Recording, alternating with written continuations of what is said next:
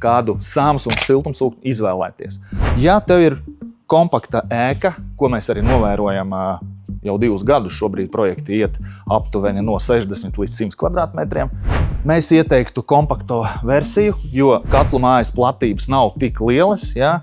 Un siltummezglu vajag ierīkot vai skapī vai kaut kādā stūrī derēs šitā te kompakta versija, jo šeit iekšā ir viss iebūvēts, faktiski tev ir ārdaļa un iekšdaļa. Paskatāmies, kas tur iekšā.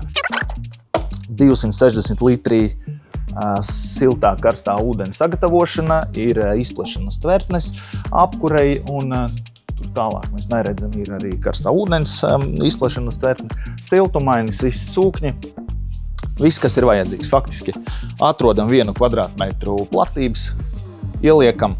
Ja tev telpa ļauj, katlu telpa ir aptuveni kaut kādi virs 4-5 kvadrātmetri, tad tu vari atļauties sev monobloku, bet kas jums noteikti papildus vēl būs vajadzīgs? Izplešanas trauki, gan karstajam ūdenim, gan apkurei, akumulācijas tvertne apkurei, karstā ūdens sagatavošanas tvertne. Faktiski tā ir tāda reāla infrastruktūra, kas apauga apkārt jūsu siltumsūknim. Jā.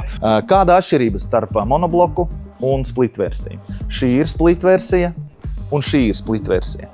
Kā savienojas savā starpā split versija? Šitā iekārta liekās jūsu tehniskajā telpā, šī stāv ārā. Jums būs nepieciešama vara caurule un savā starpā ārdaļa ir iekšdaļu savienojas ar vara caurulēm. Ir speciāls valcējums, šeit var redzēt, un viss. Un tālāk jau iekšējā hidrauliskā daļa. Monobloki savukārt vienojās ar jau hidrauliskajām caurulēm un savā starpā freona caurules nav. Līdz ar to šī montāža, teiksim, viņa ir vairāk kvalificēta, jā, un šeit ir vajadzīgas jau kaut kādas licences, pieredze darbām ar freonu, bet monobloku var montēt jau, es teiktu, cilvēks, kurš prot rīkoties ar hidrauliskām caurulēm, vai tas būtu PPRs kausējamā kaut kāda caurule, vai daudzslāņu caurule, vai kāda cita caurule. Gaiss vai nu gaisa kondicionieris arī savā starpā vienojās ar freona cauruli, bet šeit ir vajadzīga vēl kondensāta novadīšana.